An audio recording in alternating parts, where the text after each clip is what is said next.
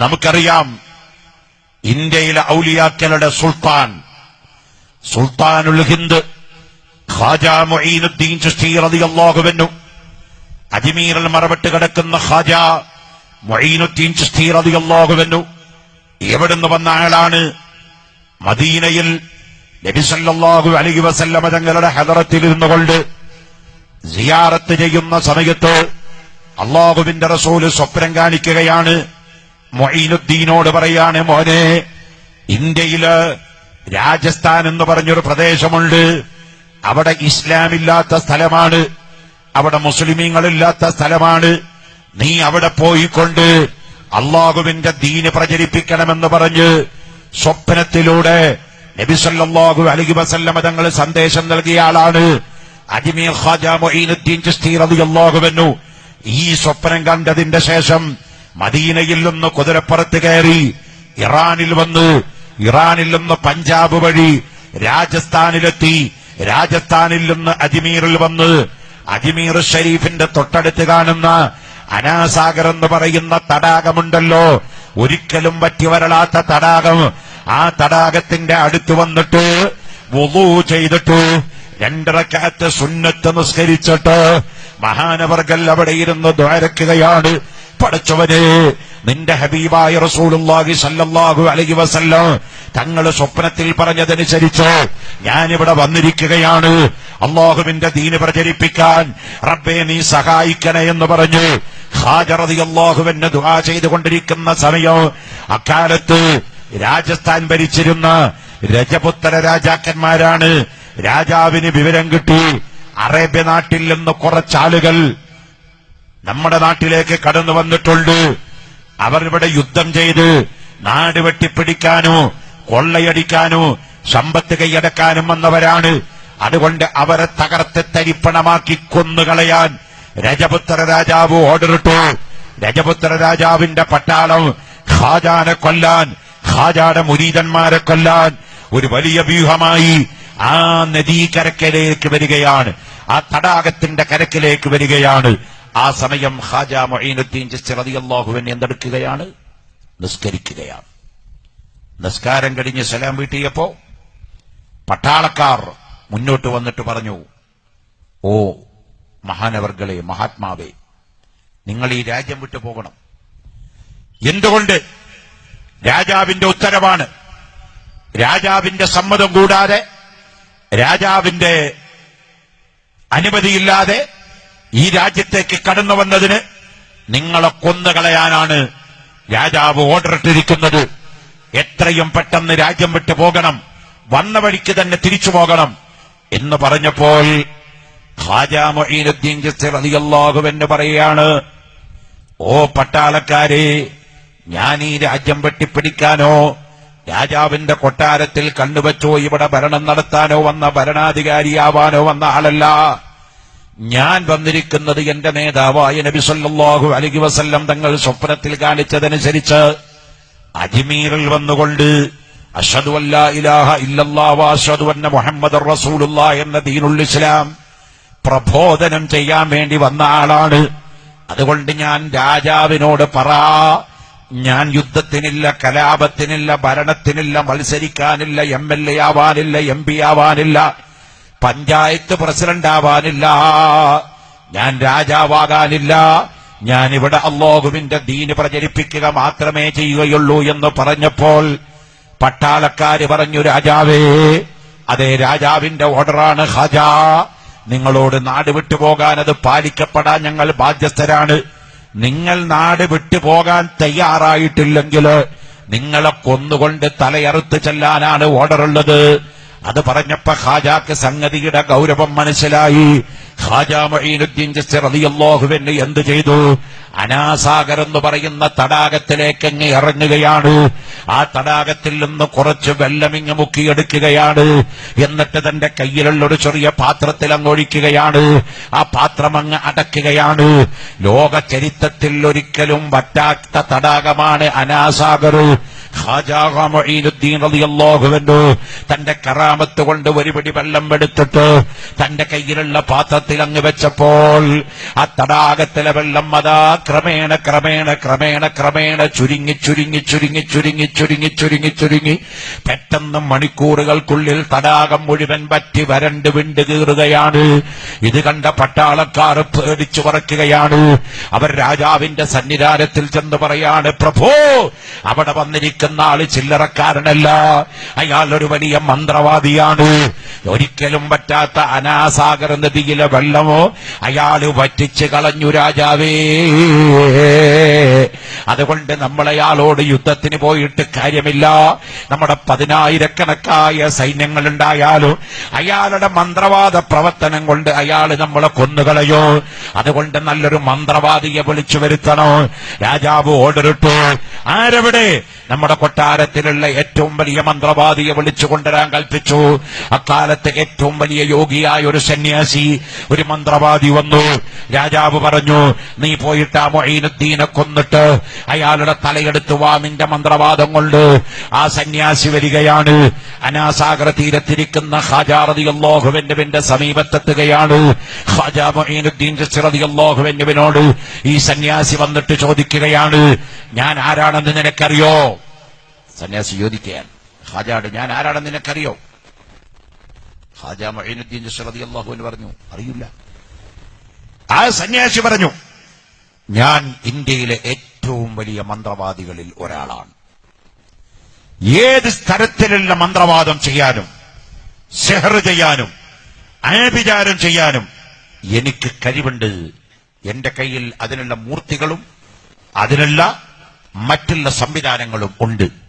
അതുകൊണ്ട് നീ ആ നദിയിലെ വെള്ളം വറ്റിച്ച് കാണിച്ച മന്ത്രവാദം തിരിച്ചു ചെയ്ത് ആ നദിയിൽ വെള്ളം ഉണ്ടാക്കി എത്രയും പെട്ടെന്ന് നീ നാട് വിട്ടു പോകണം. ഇല്ലെങ്കിൽ നിന്നെ കൊന്നിട്ടേ ഞാനിവിടുന്ന് പോകുകയുള്ളൂ എന്ന് ആ മന്ത്രവാദിയായ സന്യാസി പറഞ്ഞപ്പോൾ ഖാജാ മുഈനുദ്ദീൻ ചിശ്തി റളിയല്ലാഹു അൻഹു പറഞ്ഞു, ഞാൻ വന്നിരിക്കുന്നത്, ഓ മന്ത്രവാദി, നിന്റെ രാജാവിനോട് പറ, ഞാൻ യുദ്ധത്തിന് വന്ന ആളല്ല, ഭരണം പിടിച്ചെടുക്കാനും വന്ന ആളല്ല, പണം ഉണ്ടാക്കാനും വന്ന ആളല്ല, ഞാൻ അല്ലാഹുവിന്റെ ദീൻ പ്രചരിപ്പിക്കാൻ വന്ന ആളാണ്. അതുകൊണ്ട് നിന്റെ രാജാവിനോട് പറ, ഞാൻ ദീൻ പ്രചരിപ്പിച്ചോട്ടെ. ആ സമയം ഈ മന്ത്രവാദി ഖാജാട് പറയാണ്, മുഈനുദ്ദീൻ, നിനക്കിഞ്ഞിവിടെ ഒരു സെക്കൻഡ് സമയം പോലുമില്ല. അതുകൊണ്ട് നീ നാട് വിടണം. നിന്റെ കയ്യിലുള്ള വെള്ളം അനാസാഗർ നദിയിലേക്ക് ഒഴിക്കണം. എന്നിട്ട് ആ ജലം പഴയതുപോലെ നീ നിറയ്ക്കണം. നിന്റെ മന്ത്രവാദ പ്രവർത്തനം അവസാനിപ്പിക്കണം. ഖാജാ മുഈനുദ്ദീൻ റളിയല്ലാഹു അൻഹു പറഞ്ഞു, ഞാൻ മന്ത്രവാദം ചെയ്തിട്ടില്ല. ആ നദിയിലെ വെള്ളം വറ്റിച്ചത് അല്ലാഹുവാണ്.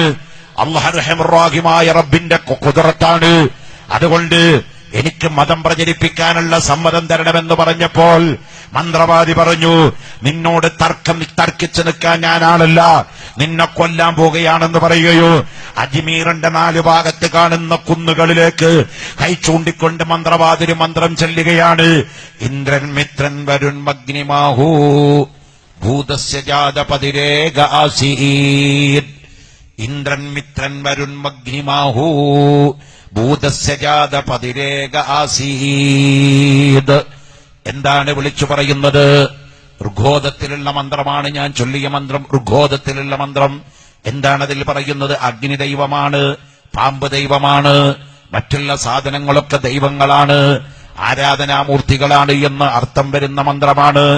ഈ മന്ത്രവാദി അതാ അജ്മീറിന്റെ കുന്നിലേക്ക് കൈ ചൂണ്ടിക്കാണിച്ചു കൊടുത്തുകൊണ്ട് പറയുകയാണ്, പാമ്പുകളെ ഓടിവരൂ, ഈ നിൽക്കുന്ന ദുർമന്ത്രവാദിയെ കൊത്തിക്കൊല്ലൂ എന്ന് സന്യാസി വിളിച്ചു പറഞ്ഞപ്പോൾ അജ്മീറിലെ മലയുടെ പൊത്തുകളിൽ നിന്ന് ഉഗ്രതാപിയായ പാമ്പുകൾ പണം വിടർത്തിക്കൊണ്ട് പത്തി വിടർത്തിക്കൊണ്ട് ചീറി ഖാജാ മുഈനുദ്ദീൻ റളിയല്ലാഹു അൻഹുവിനെ കൊത്തിക്കൊല്ലാൻ വേണ്ടി ഉഗ്രമായ രാജവമ്പാലകള്, വിഷം ചീറ്റുന്ന പാമ്പുകള് പത്തി വിടർത്തിക്കൊണ്ട് പണം വിടർത്തിക്കൊണ്ട് ഓടിവരികയാണ്. ആ സമയത്ത് ഖാജാ റളിയല്ലാഹു അൻഹുവിന്റെ കൂടെയുള്ള മുരീദന്മാര് പറയാണ്, തങ്ങളെ ആ പാമ്പുകൾ വന്ന് നമ്മളെ കൊത്തിയാൽ ഉടനെ തന്നെ നമ്മളങ്ങ് മൗത്താകുമല്ലോ. ഖാജ റളിയല്ലാഹു അൻഹു അവരോട് പറഞ്ഞു, നിങ്ങൾ സമാധാനിക്കണോ, കാരണം അല്ലാഹു നമ്മുടെ കൂടെയുണ്ട്. അല്ലാഹു ഹാദിരി, അല്ലാഹു നാദിരി, അല്ലാഹു ഷാഹിദി, അല്ലാഹു മഈ. അല്ലാഹു നമ്മുടെ കൂടെയുണ്ട്, നിങ്ങൾ സമാധാനിക്കണോ എന്ന് പറഞ്ഞു. ആ പാമ്പുകൾ വന്നിട്ട് ഖാജാ മുഈനുദ്ദീൻ റളിയല്ലാഹു അൻഹുവിന്റെ മുമ്പിൽ ഇങ്ങനെ വന്നിട്ട് പത്തി വിടർത്തിയിട്ട് ചീറ്റുകയാണ്. കൊത്താൻ വേണ്ടി മുന്നോട്ട് ആഞ്ഞപ്പോൾ ഖാജാ മുഈനുദ്ദീൻ റളിയല്ലാഹു അൻഹു ആ പാമ്പുകളുടെ നേരെ കൈ ചൂണ്ടിക്കൊണ്ട് പറയുകയാണ്, ഖാല മൂസാ മാ ജിഅ്തും ബിഹി സിഹർ ഇന്നല്ലാഹ സയുബ്തിൽഹു ഇന്നല്ലാഹ ലാ യുസ്ലിഹു അമലൽ മുഫ്സിദീൻ. കരീമുല്ലാഹി മൂസാ നബി അലൈഹിസ്സലാത്തു വസ്സലാമിനെ കൊല്ലാൻ വേണ്ടി പറഞ്ഞയച്ച പാമ്പുകളെ കൊല്ലാൻ മൂസാ നബിയുടെ കയ്യിലുണ്ടായിരുന്ന വടി നിലത്തിട്ടപ്പോൾ അത് വലിയ പാമ്പായിട്ട് മറ്റുള്ള പാമ്പുകളെ പിടിച്ചു വിഴുങ്ങിയ സംഭവം ഖുർആനിൽ പറയുന്നുണ്ട്. ഖാജ റളിയല്ലാഹു അൻഹു ആയത്തങ്ങ് ഒതുകിട്ട് ആ പാമ്പുകളുടെ നേരെ കയ്യങ്ങ് അടിച്ചപ്പോൾ ആ പാമ്പുകളൊക്കെ ചത്ത് തരിപ്പണമായി വെന്ത് വെണ്ണീറായി നീറി ഉരുകിപ്പോയി. മന്ത്രവാദിയുടെ ആദ്യത്തെ പരീക്ഷണം പരാജയപ്പെട്ടപ്പോ ആ മന്ത്രവാദി പറഞ്ഞു, ആഹാ, നീ കുറച്ചൊക്കെ അറിയുന്ന ആളാണില്ലേ, എന്നാൽ രണ്ടാമത്തെ എന്റെ മന്ത്രവാദത്തിന്റെ മുമ്പില് പിടിച്ചു നിൽക്കാനുള്ള ശക്തി നിനക്കുണ്ടാവില്ല. അതെന്താണ്? ആ മന്ത്രവാദി അന്തരീക്ഷത്തിലേക്ക് കൈ ചൂണ്ടിക്കൊണ്ട് പറഞ്ഞു, അഗ്നി ദൈവമേ വരൂ, ഈ ഖാജാനെ ചുട്ടരിച്ചു കളയൂ എന്ന് പറഞ്ഞപ്പോൾ ആകാശത്തുനിന്നൊരു തീഗോളം ഇറങ്ങി വരികയാണ്. ഒരു തീയിന്റെ ഉണ്ട വരികയാണ്. ആ തീയിന്റെ ഉണ്ട ഖാജാ മുഈനുദ്ദീൻ ചിശ്തി റളിയല്ലാഹു അൻഹുവിന്റെ നേർക്ക് പാഞ്ഞു വരികയാണ്. അതെങ്ങാനും വേര് തട്ടിയാൽ ഭസ്മമായി പോകുമ്പോനെ അത്ര ശക്തമായ തീയിന്റെ ഉണ്ടയാണ്, ഗോളമാണ് പാഞ്ഞു വരുന്നത്. ഖാജാ മുഈനുദ്ദീൻ ചിശ്തി റളിയല്ലാഹു അൻഹുവിന്റെ മുമ്പിലേക്ക് തീയങ്ങ് അടുക്കാറായപ്പോൾ ഖാജ റളിയല്ലാഹു അൻഹു അവിടുത്തെ വലത്തെ കയ്യിന്റെ മുസബ്ബഹ വിരൽ ഇങ്ങനെ ചൂണ്ടിക്കൊണ്ട് പറഞ്ഞു, ഖുൽനാ യാ നാറു കൂനി ബർദൻ വസലാമൻ അലാ ഇബ്രാഹീം. ഇബ്രാഹിം നബിയെ അഗ്നികുണ്ഡാരത്തിലേക്ക് വലിച്ചെറിഞ്ഞ സമയത്ത് അല്ലാഹ് പറഞ്ഞതാണ് തീയിനോട്, യാ നാറു കൂനി ബർദൻ വസലാമൻ അലാ ഇബ്രാഹീം, ഇബ്രാഹിം നബിക്ക് നീ എയർ കണ്ടീഷൻ ആവണം തീയെ, തണുപ്പും ചൂടും സമ്മിശ്രമായി കൊടുക്കണം തീയെ എന്ന് പറഞ്ഞപ്പോൾ ഇബ്രാഹിം നബി 3 ദിവസം തീയിൽ കിടക്കുകയോ ഒരു രോമത്തിന് പോലും കേട് സംഭവിക്കാതെ നമ്രൂദിന്റെ കൊട്ടാരത്തിലേക്ക് കടന്നു എന്ന സംഭവം വളരെ വ്യക്തമാണ്, നമുക്കറിയാമല്ലോ. ഈ ആയത്തങ്ങോദിയപ്പോൾ ആകാശത്തുനിന്ന് ചീറി വന്നിരിക്കുന്ന തീഗോളം അതാ വെണ്ണീറായി പോയി. ഖാജാനെ തൊടാൻ പറ്റിയില്ല, ഖാജാടെ ഏഴയലത്ത് അടുക്കാൻ പറ്റിയില്ല. മന്ത്രവാദിയുടെ രണ്ടാമത്തെ മന്ത്രവാദവും ഖാജാ മുഈനുദ്ദീൻ ചിശ്തി റളിയല്ലാഹു അൻഹു തകർത്തെറിഞ്ഞപ്പോൾ മന്ത്രവാദി അടുത്തെടുത്ത മന്ത്രവാദം ഏതാണെന്നറിയോ? അയാൾ പറഞ്ഞു, ഖാജാ, നീ എന്റെ 2 മന്ത്രവാദവും തകർത്തു. ഇനി എന്റെ കയ്യിലുള്ള മന്ത്രവാദത്തിലെ അവസാനത്തെ ആയുധം, ഞാൻ ചിറകില്ലാതെ ആകാശത്തിലൂടെ പറക്കാൻ പോവുകയാണ്. ചിറകില്ലാതെ ആകാശത്തിലൂടെ പറക്കുക.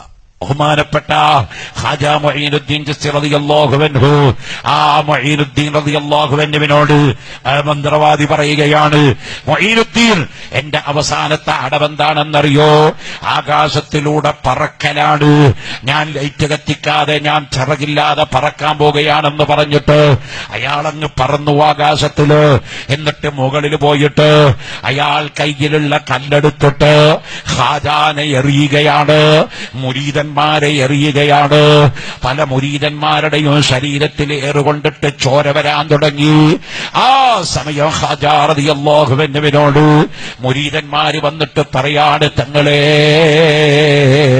അയാളെ ഒന്ന് നിലക്ക് നിർത്തണേ, അയാളെ ഒന്ന് നിലക്ക് നിർത്തണേ. ആ സമയത്ത് ഖാജാ മുഈനുദ്ദീൻ റളിയല്ലാഹു അൻഹു എന്ത് ചെയ്യുകയാണ്? അവിടുത്തെ കാലിൽ കിടക്കുന്ന ചെരുപ്പിന്റെ പഴയകാലത്തെ മെഗിഡി എന്ന് പറയുന്ന ചെരുപ്പ്, മെഗിഡി മരത്തിന്റെ ചെരുപ്പാണ്, അതിന് മെഗിഡി എന്നാണ് പറയുക. പഴയകാലത്ത് ആളുകൾ ധരിച്ചിരുന്നത് മെഗിഡിയാണ്. പഴയകാലത്ത് ആളുകൾ വുളൂ ചെയ്ത് ചേരുന്നത് മെഗിഡിയുടെ മുകളിലാണ്. ആ മെഗിഡി എടുത്തിട്ട് ആകാശത്തേക്ക് വലിച്ചെറിഞ്ഞിട്ട് പറയാണ്, ആ കല്ലനെ പിടിച്ച് കീപ്പോട്ടിറക്ക്. ഖാജ റളിയല്ലാഹു അൻഹുവിന്റെ മെഗിഡി അങ്ങ് പറന്നു ചെന്നിട്ട് ആ ദുർമന്ത്രവാദിയായ സന്യാസിയുടെ തലക്കങ്ങടിക്കാൻ തുടങ്ങി. അടികൊണ്ട് നിൽക്കാൻ വയ്യാതെയായപ്പോ, സഹികെട്ടപ്പോ അവൻ നിലത്തിറങ്ങി വരികയാണ്.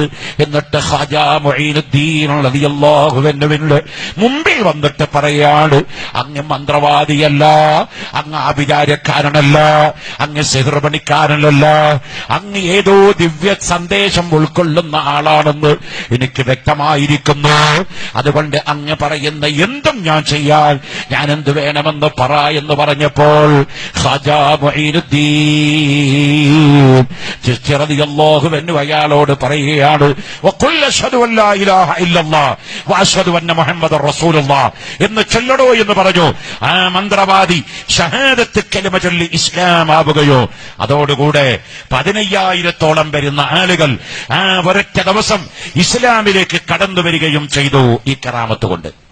ഖാജാ മുഈനുദ്ദീൻ ചിശ്തി റളിയല്ലാഹു അൻഹുവിന്റെ ഈ ഒരൊറ്റ കറാമത്ത് കൊണ്ട് 15,000 ആളുകള് അജ്മീറിന്റെ പ്രാന്തപ്രദേശങ്ങളിൽ നിന്ന്, രാജസ്ഥാനിൽ നിന്ന് ഇസ്ലാമിലേക്ക് കടന്നു വന്നു.